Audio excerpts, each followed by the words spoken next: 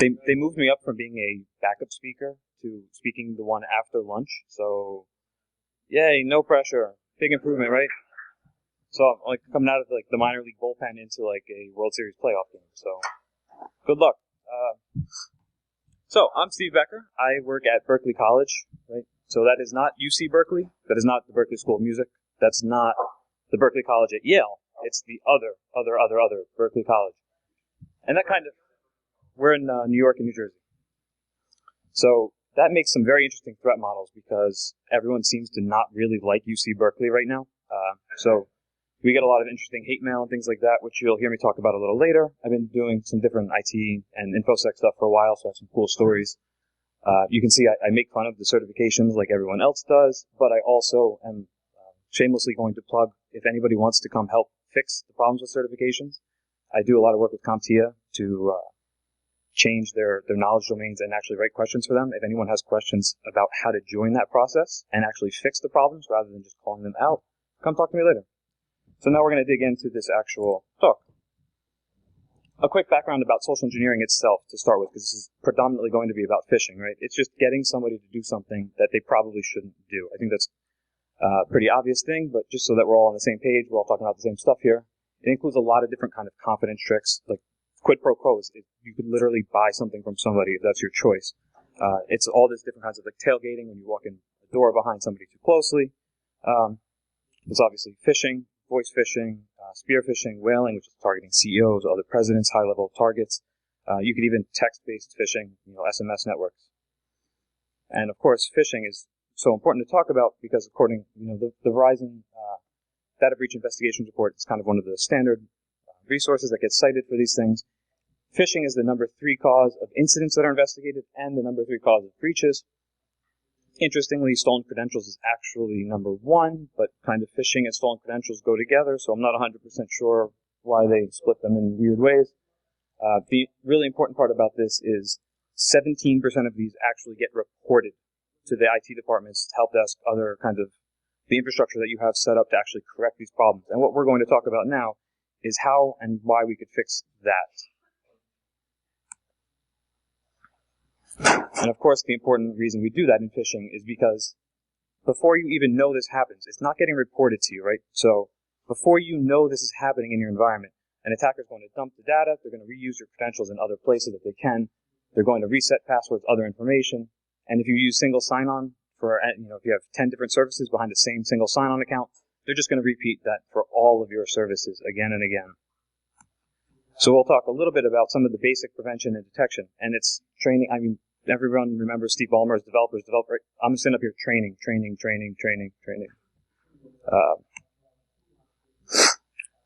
Now we're going to dig really quickly into 4 case studies that we're going to talk about how phishing actually has impacted organizations. And this is a quick little legal note to say, you can't really prove it was anybody I actually worked for because I've done a lot of consulting and different things. And I've worked with some local peers of mine in some smaller organizations that might need assistance.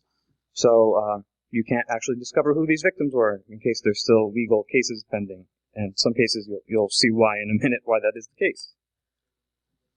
The first case study is just a simple, straightforward phishing attempt, right? So somebody targets some low-level employees at a company, says, it's an executive, CEO, president, hey, I need you to do XYZ for me. You need to log into this website. Could come from the help desk saying you need to re-log in to confirm your account still exists. All these kind of basic things that we talk about all the time. And in this case, I don't think they found anything to actually monetize or steal, right? So they just dumped some strategy documents that they found because it was this low-level employee, so they put it on like a pastebin website. And if any of you have ever tried to search pastebin for these kind of dumps, it gets very difficult. Their indexing engines run at weird times and in weird ways. So the biggest recommendation I have here is to join your industry's Information Sharing and Analyst Center, right, in ISAC. My case working for a school, we're a member of the Research and Education Network ISAC, we're in ISAC. There's one for almost every major industry out there. Some of them get expensive to join, but it's highly recommended because they'll have a lot more resources than like somebody like myself has. Again, because I'm not UC Berkeley with all the academic budgets like they have. So this is kind of just an obvious phishing attempt, right? But and the last point I want to make there is there's also an unknown social media account in this case that said, hey, I found your data on Payspin, right? So that's how we found out this happened.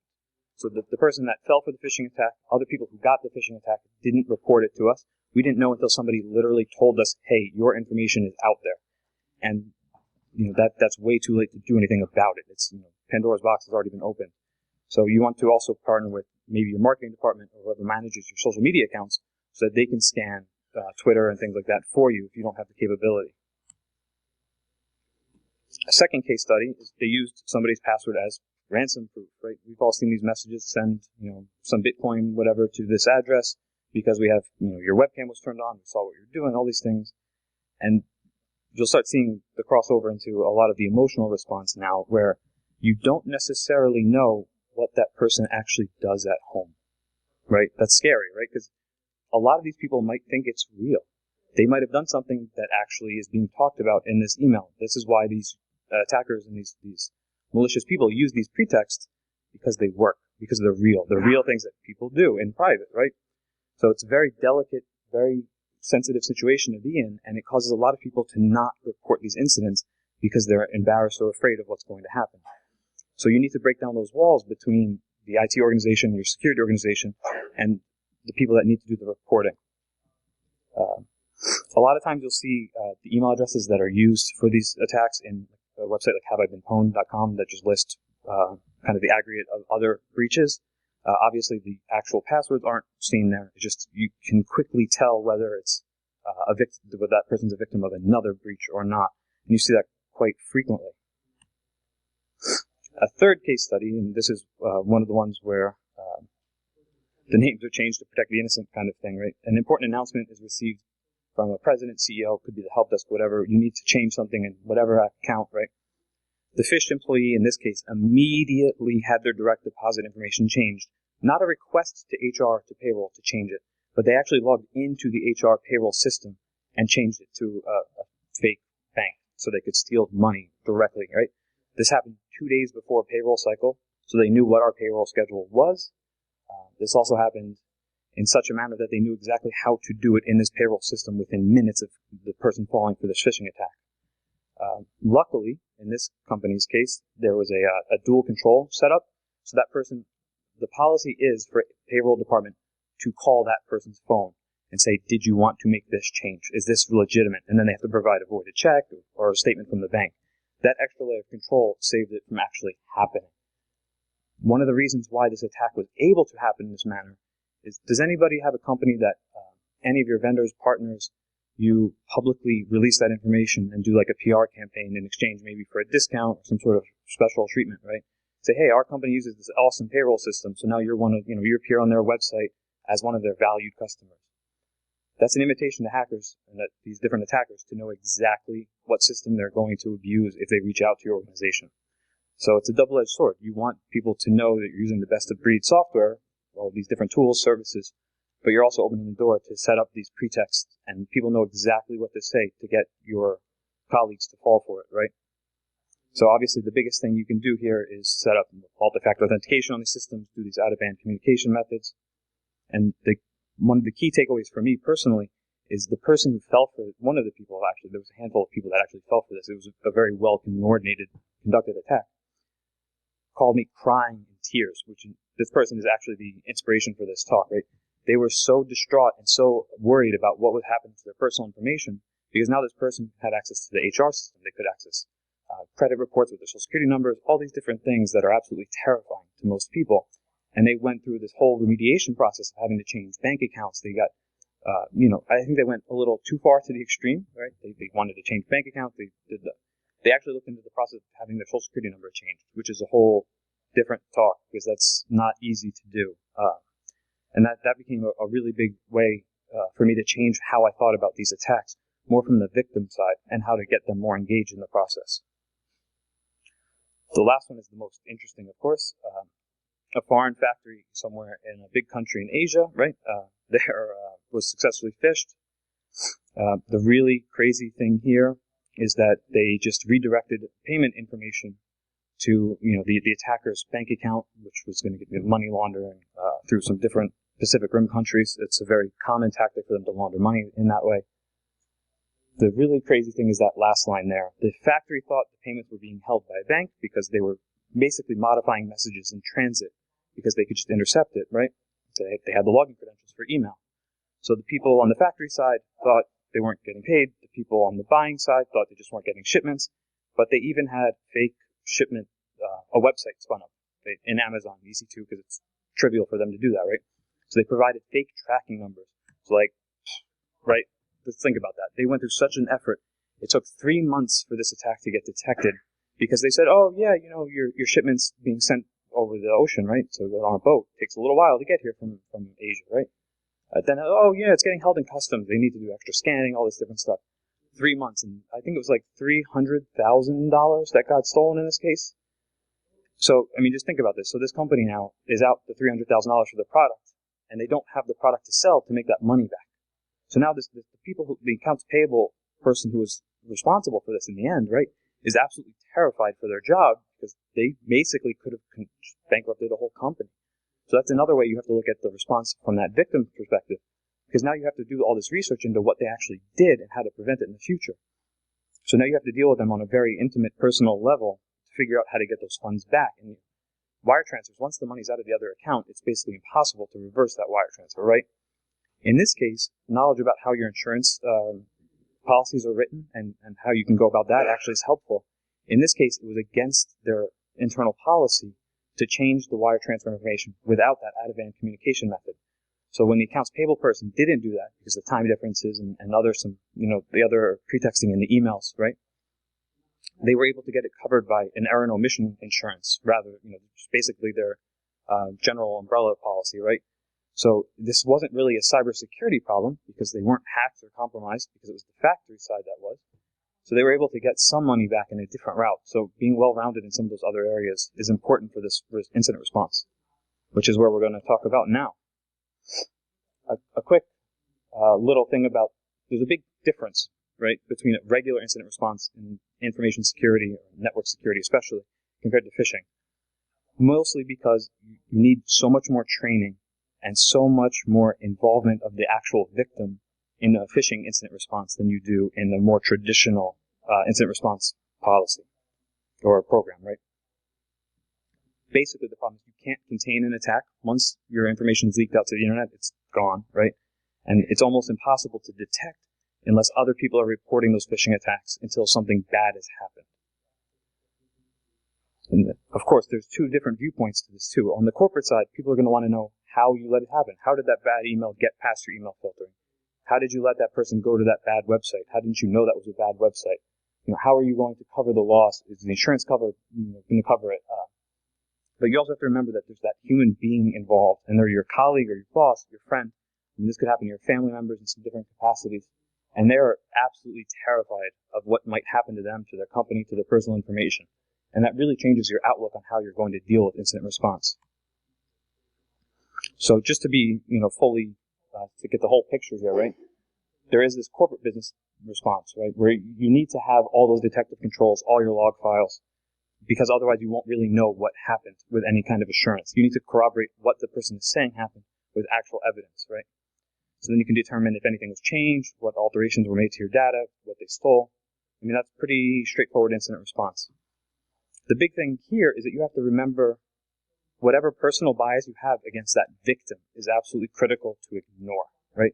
As soon as you start victim shaming or blaming somebody for falling for these attack types, they're not going to be your friend anymore. When you lose that connection, they won't help you in the reporting process or the recovery process, which is what we're going to talk about now. These are increasingly very sophisticated attacks that people are falling for. This generic kind of phishing, blanket phishing attacks are slightly easier to detect by a lot of these new machine learning nonsense, whatever, right? So when they start getting more and more targeted, this is when you're going to have a lot more problems. When you place that blame on that victim again, they're going to tell you the wrong thing, they're going to lie to you, they're not going to want to deal with you, and then you're not going to be able to actually fix the problem. And that decreases their involvement in the entire process, and you just have a much harder time as you move further. So, going back to that kind of generic incident response cycle, right? Preparation. That's really the key of where this starts. And I think that the best way to do that is to increase your positive visibility as a security organization, right? You don't want to talk about what you did to increase security. The average person that works in accounting or sales or whatever department in your company doesn't want to hear how about you switched to a longer key space in your encryption methodology. They don't understand what any of that means. All they want to know is if they upload something to a vendor, how do they do it securely? So if you come up with a new system that lets them send their vendors, if you have printed material, we see that a lot where I am. These files are very, very big because of the vector images, all this different stuff, right? If we have an easy way for them to send it, they're very happy. That's so that we avoid them using things like Dropbox or these other systems that have all these other inherent problems to us. So you want to talk about good business use cases that are also secure, not just the security stuff that the average person isn't going to really worry about. And of course, again, training, right? Especially when you do test phishes. So you don't want to necessarily attack that person who falls for the test. It just lets you know who the most likely people are to fall for them, and you can work with them closer. That's really the key takeaway from the training. And of course, this is one of my favorite tweets. Buy your help desk lunch, right? If you need a good relationship with your help desk, because on average your support staff has the best relationship, hopefully, if you work at a good organization, right? They have a good relationship with your entire customer base also. That relationship is really what you want to exploit, right?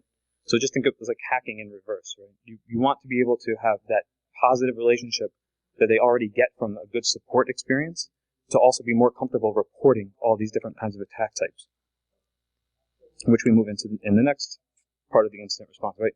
Detection. So do the people who fall for these attacks or receive other kinds of phishing emails, do they report it? And how can you help them, right? So what logs do you have available, right?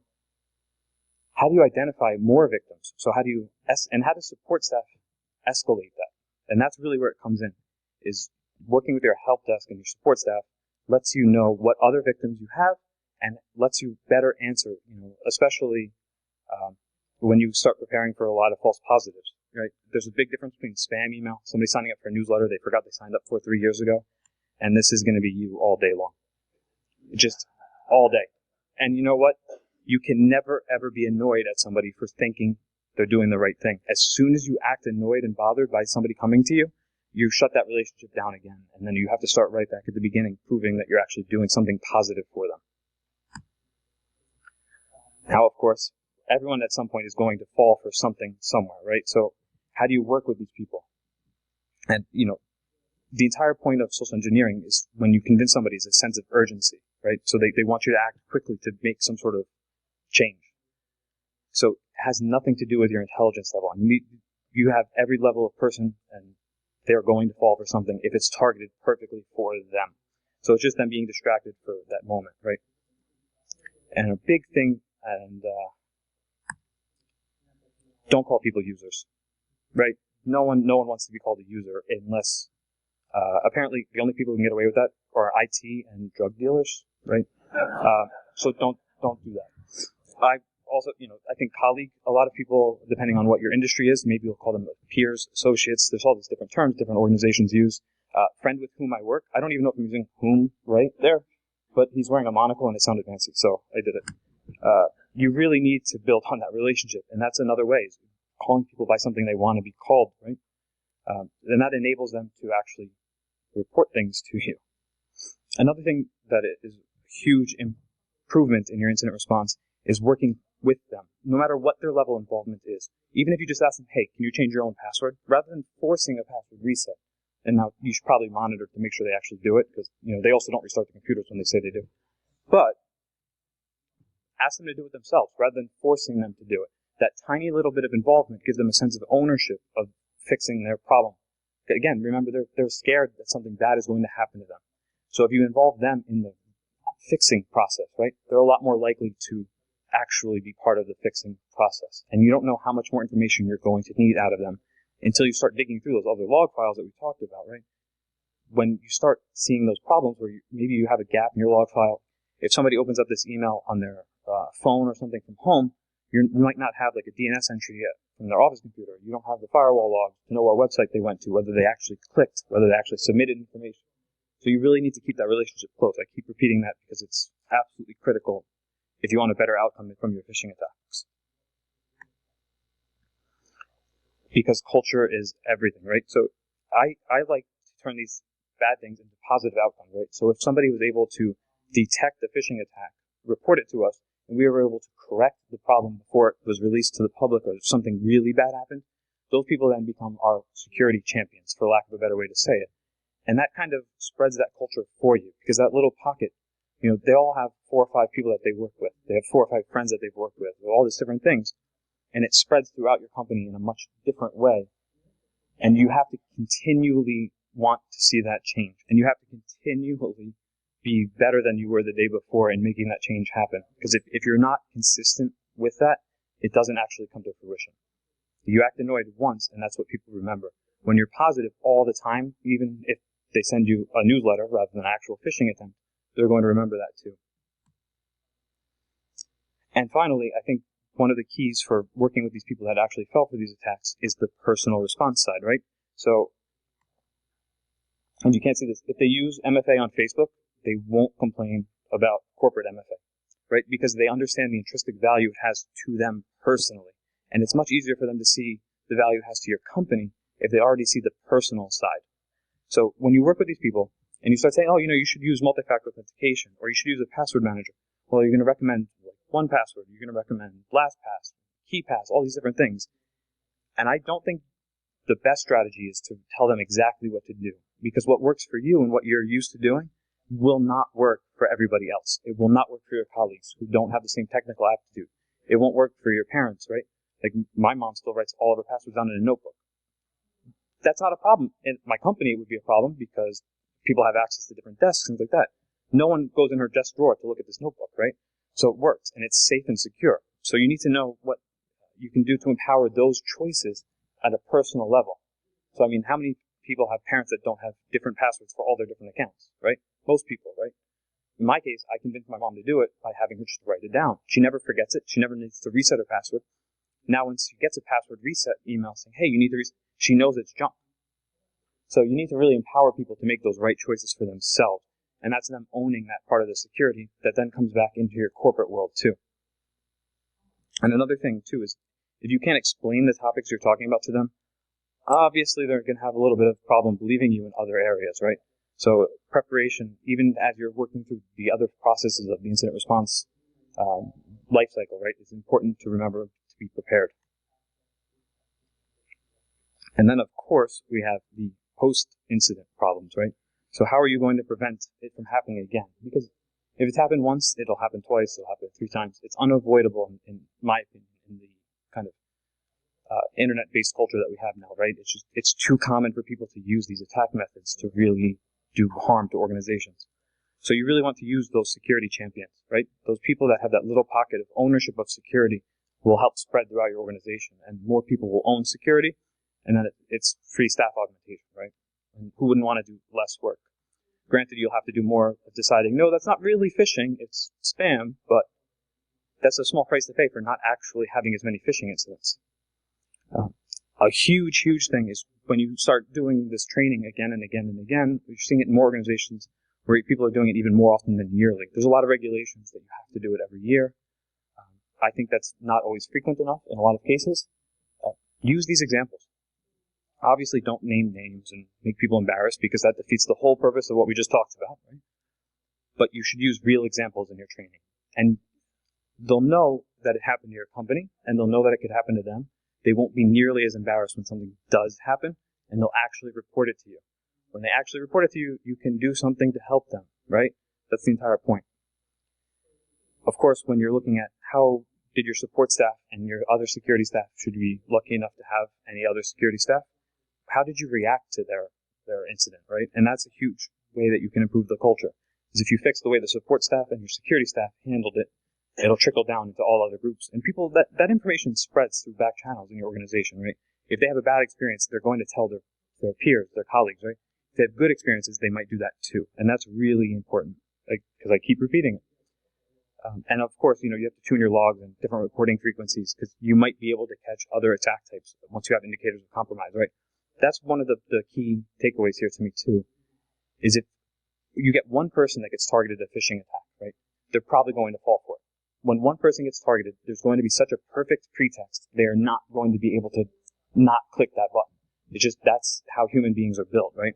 If you get 5 people, 10 people get the email, which is much more common, right? An attacker wants a higher chance of success.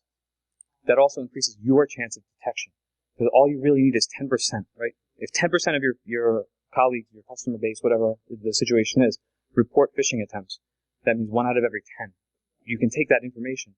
The 10 emails that you got are probably using the same, some other kind of header, some other kind of metadata you can look at for these indicators of compromise, and you'll find the person who did fall for it because one other person reported it and didn't fall for it.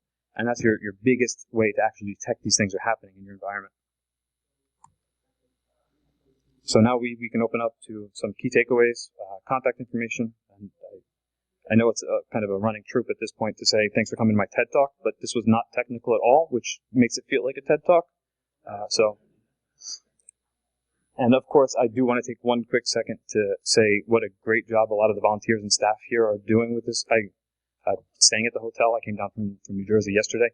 They were working at crazy hours last night to make this event actually happen, so I'm going to give a quick round of applause to all of them for doing it.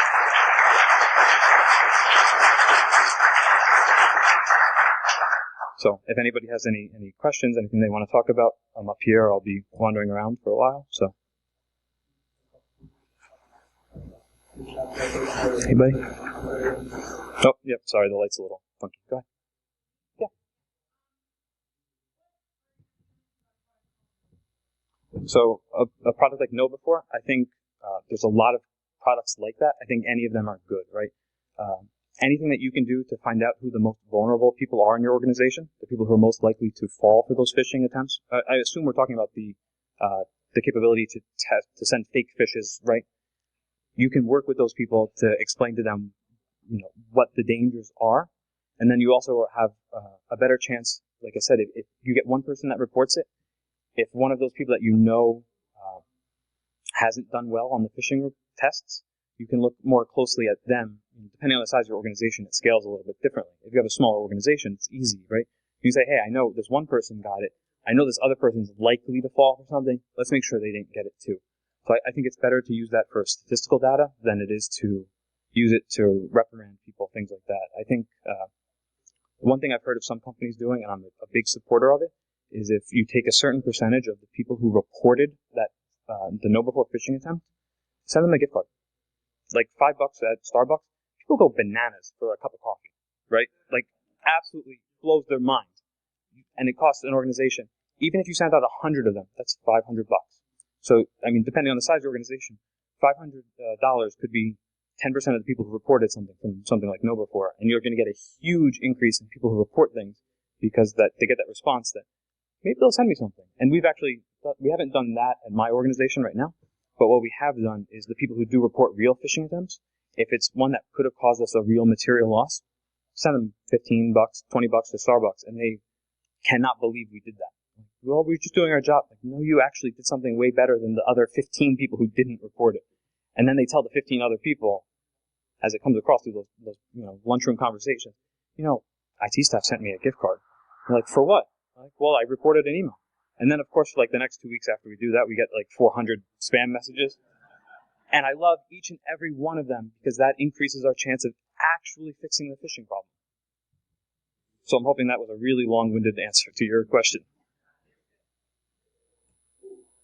Anybody else? Oh, go ahead. Somebody was right. The light's really... Yeah, I just see a hand in the air because the light... Sorry.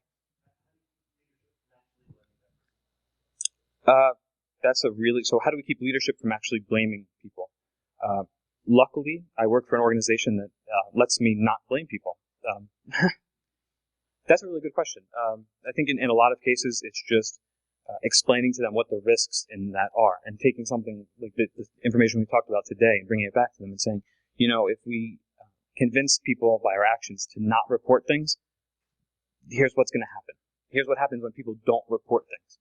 So it's like anything else in security. It's a lot of luck that you get the buy-in that you need from the people above.